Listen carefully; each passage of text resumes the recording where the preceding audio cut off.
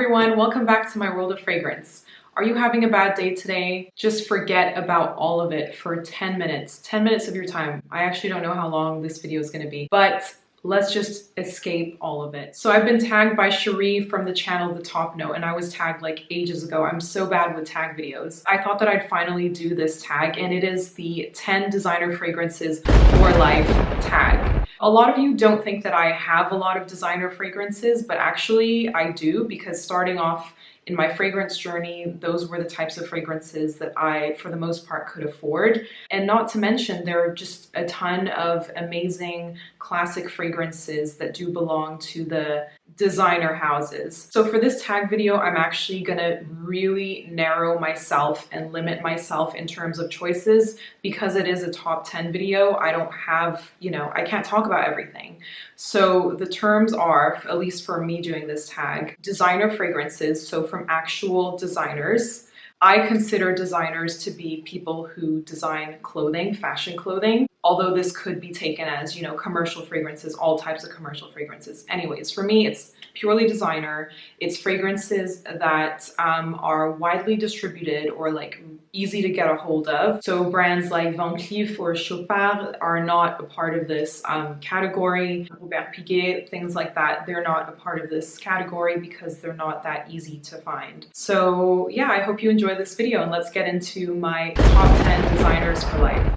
Okay, so for me, there are certain fragrance classics that just needed to be a part of this list. And I kind of had to figure out which of my top classics that I wanted to include, considering what I've been wearing at the moment, what I've been gravitating towards. So let's just say this is my top 10 designer fragrances right now, for today, okay? Don't ask me tomorrow, it might be different. Joy by Jean Patou. And this is, the top is missing, but Joy from Jean Patou is such an amazing classic. Released in 1930, this was the most expensive fragrance on the planet at the time. And now it costs, I don't know, like designer fragrance price, maybe like 50 bucks. This has also long been the second perfume bestseller in the world after Chanel No. 5. So they're kind of like, I'm not going to say they're rivals or anything, because they are very, very different fragrances. But this is like the best jasmine fragrance of all time. One of the best jasmine fragrances of all time. This is pure joy in a bottle. This is a white floral heaven. I spray this on and I am just instantly a lot happier. I love the name of this. The name really encapsulates what this fragrance does for me. And before I was into jasmine fragrances, I didn't care about joy. I was like, really, what is that? But now that I'm obsessed with jasmine, I absolutely love jasmine. I've come to realize that this is one of the best jasmines ever made, period. This jasmine dances with tuberose, ylang-ylang, rose, and let's say it's a feminine fragrance. It's a very white floral. It's not an aldehydic fragrance in the same way that Chanel No. 5 is. I feel like this one is even more modern, or stands the test of time, than Chanel No. 5 does. But yes, Joy by Jean Patou, number 1. The next fragrance is one that I undoubtedly had to have as part of this list, and it is the Gucci Guilty Absolute men's fragrance. But this fragrance is just incredibly sexy to me. This was created by Alberto Morillas in 2017, the nose for the house. And I really love Gucci as a house. Like, if we're talking about newer designer releases, Gucci definitely is doing a better job than a lot of others, in my opinion. So this fragrance, the first time I smelled her, I was like, wow, this is unusual. Like, what is this? Is this really a designer fragrance? And for me, what elevates this fragrance from being just another release is the camphorous aspect of it. I love camphor in fragrance, that medicinal kind of eerie, but also something that I really just gravitate towards when it's incorporated in a fragrance in the right way, which it absolutely is in this one. And women, please do not be afraid to try this fragrance. It is an unusual one, I must say, but give it a shot. The person who wears this fragrance is mature in my mind, you know, knows who they are, has confidence, and is not afraid to stand out. Gucci actually has something in here that they call wood leather. They actually have that trademarked. Talk about being bougie and, you know, creating things to make things seem more exclusive. But according to them, they have only 4 ingredients in this fragrance, and one of them is this wood leather. So this is a leathery fragrance that also has patchouli and also has these woody elements to it. I just absolutely love this fragrance. It is an evening fragrance for me, and performance on this one is also really, really great if that's your thing. The next fragrance that I absolutely had to have on this list as well, no questions asked whatsoever, is number 19 from Chanel. Now the one that I have is number 19 Poudre, so it's not the original, but what I'm talking about is the EDP. The EDP to me is like the mother of fragrances, because my mother wore that fragrance. I've said that multiple times, but it is really important for you to understand as part of my fragrance journey. That fragrance is the epitome of womanhood. It is what I was, you know, always aspiring to one day maybe be able to pull off. I got number 19 Poudre when I was a lot younger because I didn't feel ready for number 19 yet. You know, I wasn't woman enough for that fragrance. But this year I had a round birthday and I thought, you know what, I'm finally ready to wear number 19 EDP. And then the lockdown happened, so I didn't get the chance to, you know, I wanted the full retail experience because this was going to be a monumental moment for me. So when the stores open, I'll probably go and get number 19 EDP. It's a green, luscious, yet still icy fragrance, and that's what I love about it. It is femininity, but it is not the, you know, sweet, cuddly, come here type of femininity. It is the really empowered woman, in my opinion. The number 19 EDT is often worn by men. I feel like men prefer the EDT over the EDP. For me, I love the EDP. It is a juicy galbanum that has hints of iris to support it.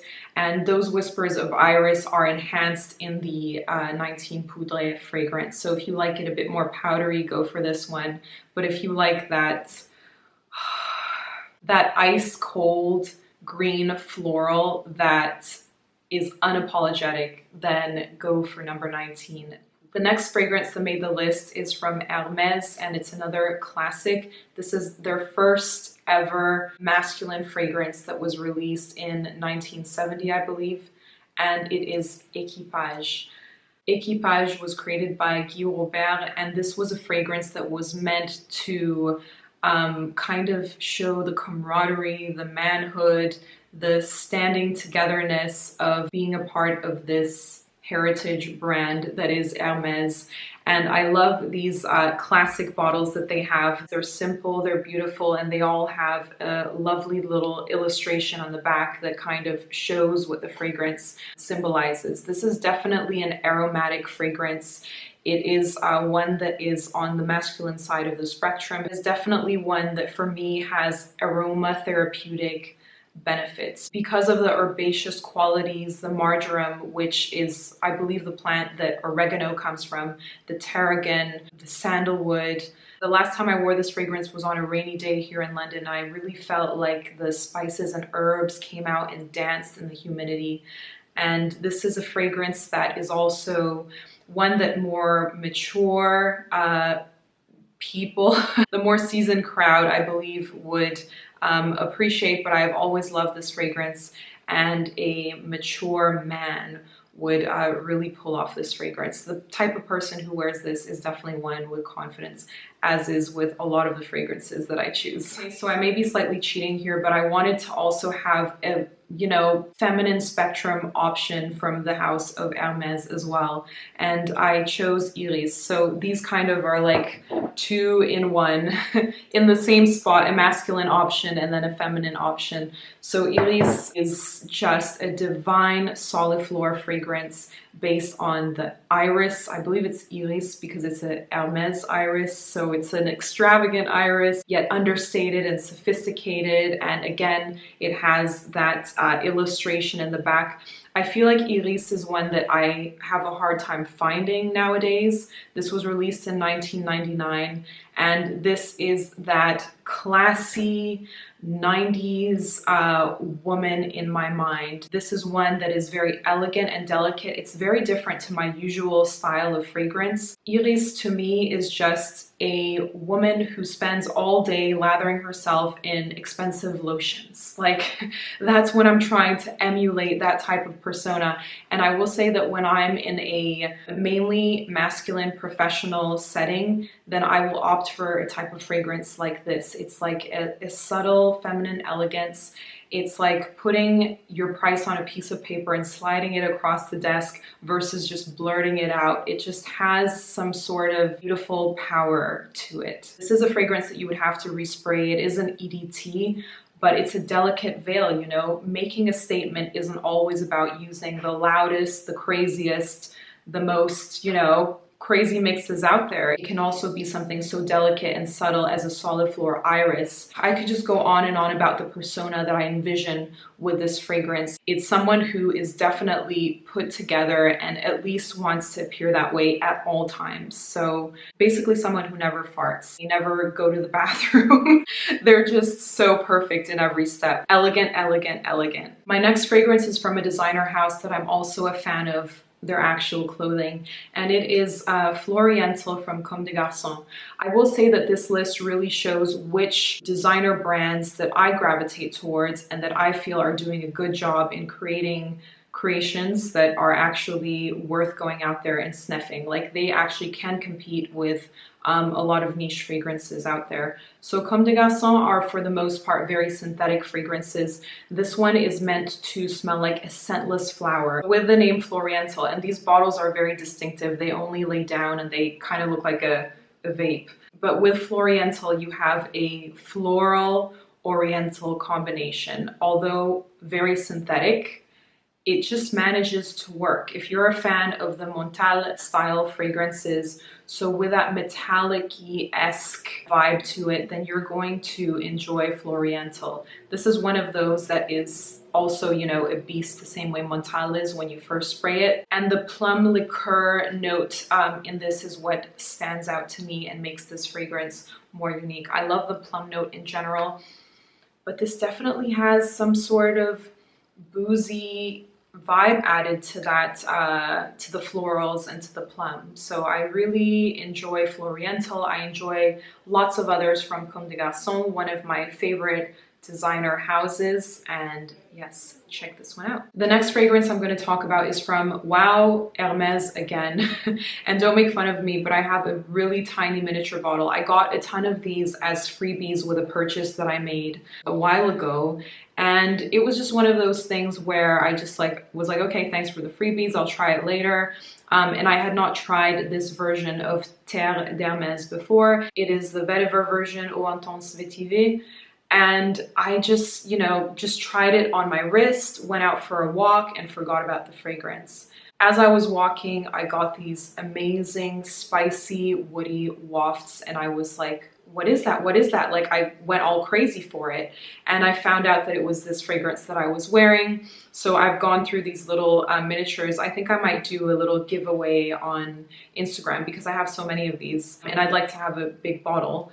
And this is, like, Terre d'Hermes has such a cult following. It's a beautiful fragrance, but it's also one that, you know, everyone and their dad or everyone wears. But I just like this spin on the original Terre d'Hermes, amplifying the vetiver, becoming more woody. And I definitely want to get rid of these and get, like Hermes does, these 30 ml bottles, and then you get a big bottle that you can refill the 30 ml bottle with, and that format just works perfectly for me. So yes, I will be getting the full bottle of this, Terre d'Hermes Eau Intense Vétiver. Another designer house that I'm a big fan of, clothing-wise and fragrance-wise, is Costume National, and the one that I chose from their line for this list is, I think this is my favorite Costume National fragrance out of the ones that I've tried. I think I've tried most of them, and this is a fragrance that is woody, spicy yet fresh. But at the time that I had tried this fragrance, I was just like looking through the men's aisles.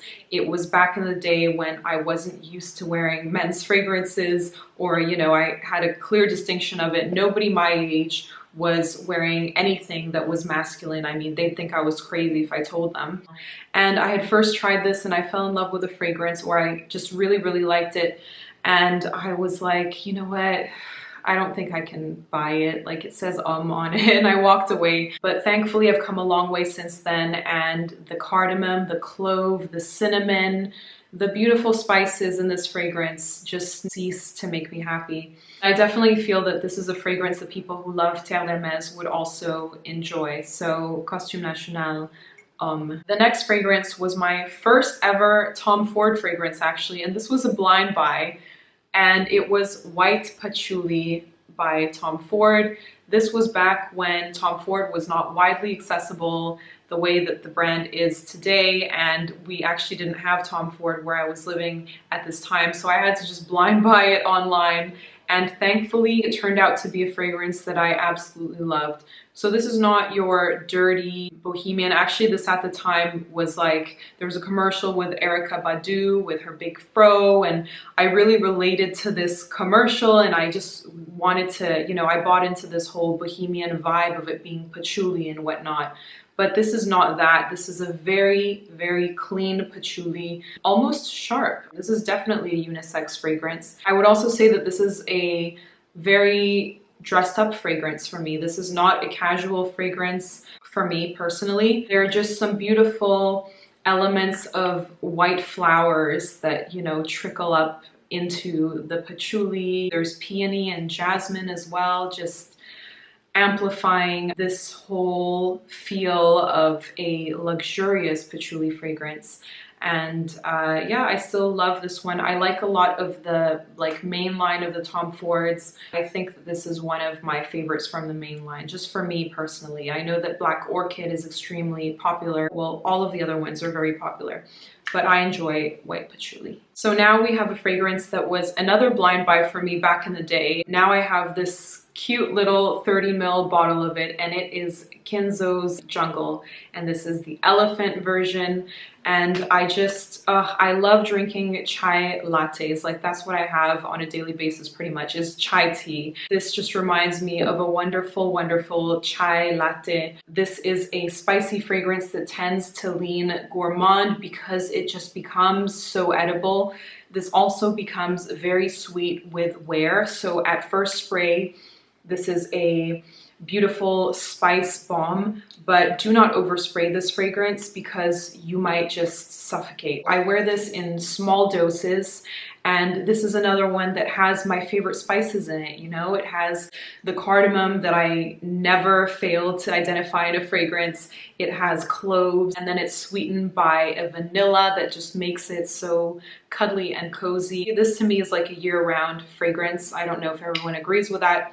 I love the Jungle from Kenzo, and this one is also very cheap. Spice, spice, baby. Lastly, we have a fragrance that I mentioned in my spring lineup, and it is the Eau de Private collection that I have. The original is the regular private collection that was released in 1973.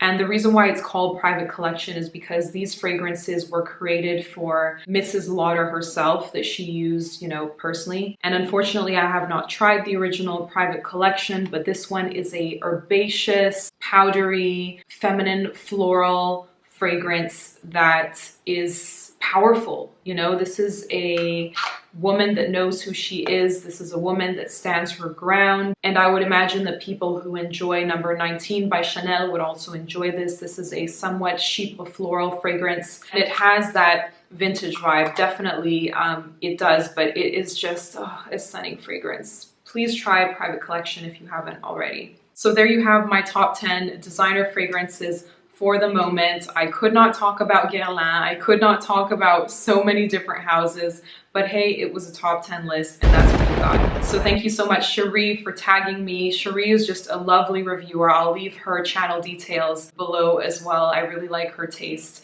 and I hope that I will see you in my next video. Have a lovely day, everyone. Please be safe, be careful, and I'll see you next time.